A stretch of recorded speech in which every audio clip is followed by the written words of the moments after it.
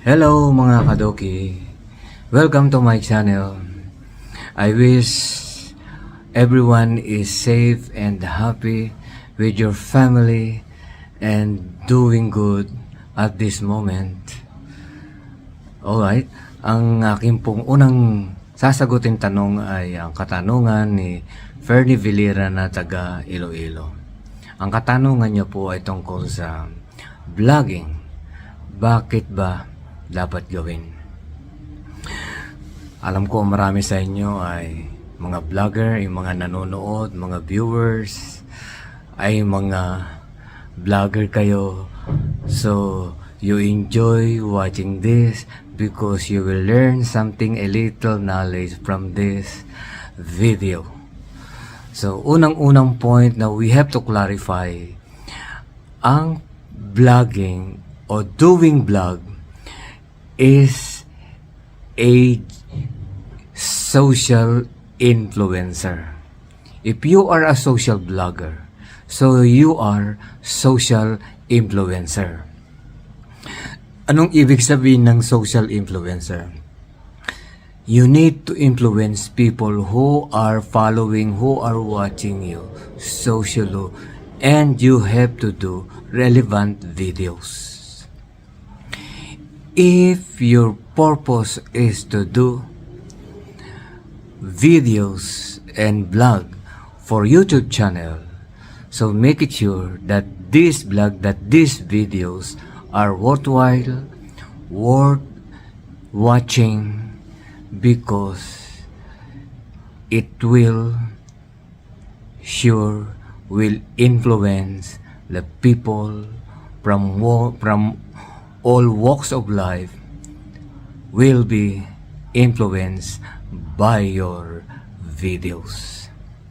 If your videos doesn't influence anyone, it means your videos are not relevant, are not socially important. So make it sure your video, even it is a short video, even it is rashly done, it must be socially remarkable, socially relevant, because as I said a while ago, people will be influenced by your blog. So that is the aim, ultimate aim of every blogger, bloggeress, to influence the people in all walks of life. Okay? Another thing, anyone who wants to make a blog, who wants to engage in blogging, you must be, or you are capable of sharing videos which has important knowledge, learning to share with your viewers, with your followers who are capable of sharing knowledge on videos. One, mga doctor. Diba? Very common ang mga doctor na nakikita nyo dyan sa mga social blog, naggagawa ng video, naggagawa ng blog about medicine, about sakit, about diseases, how to cure these diseases, anong gagawin, may mga tanong din sa kanila na sinasagot nila because they are important person to share knowledge to the viewers who are ill at that time. Maybe they want to know kung ano ang nature ng sakit na ito, ano ba ang classification ng sakit na ito, yun ang gusto nilang malaman. Kaya sila nanonood ng video. Aside from entertainment, ma-entertain sila kasi maybe they are boring. So they want to learn something from your videos. Kaya yung mga doktor, napakaraming watcher na yan, napakaraming viewers na mga yan, ay kasi ang mga tao, hindi na kailangan pumunta ng hospital, hindi na kailangan magpa-consult sa mga doctor, kasi by simply watching your video, matututo na sila tungkol sa kanilang sakit. May kaalaman na sila sa kanilang sakit sa panonood lang ng video. Oh. Second, mga professors, mga teacher, yan ang mga capable of sharing videos, relevant videos, because of the rich experience. They have many things to share to the audience in many things, depending on the field of the teacher. Maybe English, mathematics, science, etc. Oh, kahit yan ay kaunti lang video, pero kung marami namang mga video-video kayong pinapanood, ay para na kayong umattend ng klase, para na kayong pumunta sa school, para umattend na kayo ng session, ng lecture ng teacher. Kasi in lecture niya dyan sa video, at ang lecture niya dun sa school, kung hindi man pareho, at least yung knowledge na sinishare nila, almost the same. Kaya maganda manood sa mga professor, sa mga teacher na nagsishare ng video, kasi for sure you will learn knowledge from them. Ako po ay isang professor ng English and Social Science. So, yung experience ko dito sa atin at experience ko sa abroad, so marami akong maisishare na information and knowledge to my viewers or those who watch my videos because of my experience. Hindi lang yung academic experience, yung my experience exposing to that country, different culture, is another knowledge to share to you.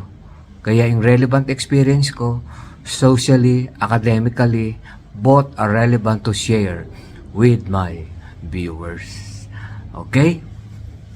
Third one, mga chef. Diba ang daming food blogger nagsishare ng kanilang mga technique sa pagluluto, kanilang mga recipes na hindi nyo pa na-encounter yung mga recipe na ito sa buhay ninyo. Saan nyo lang makikita, saan nyo lang ma-encounter? Diyan lang sa vlog na katulad niya ng sa YouTube channel, kasi napakaraming chef food vlogger. Lahat tulad ng mukbang. Hindi naman ginagawa sa bahay ang mukbang. So, dyan lang yung sa video mapapanood. Pangapat, mga joker. Kung kayo naboboring, nalulungkot, manood lang kayo ng mga funny videos. Ma-entertain na kayo for a while para kahit sandali mawala ang inyong boredom, mawala ang inyong lungkot. So, na-entertain na kayo. At the same time, natuto pa kayo sa mga technique of doing comedy. Sa mga traveler, yung mga nagbablog about traveling, napakagad din niyang panoorin dahil isinishare nila yung manakita niya doon sa ibang bansa, yung kanilang mana-encounter sa pagbablog nila tungkol sa traveling.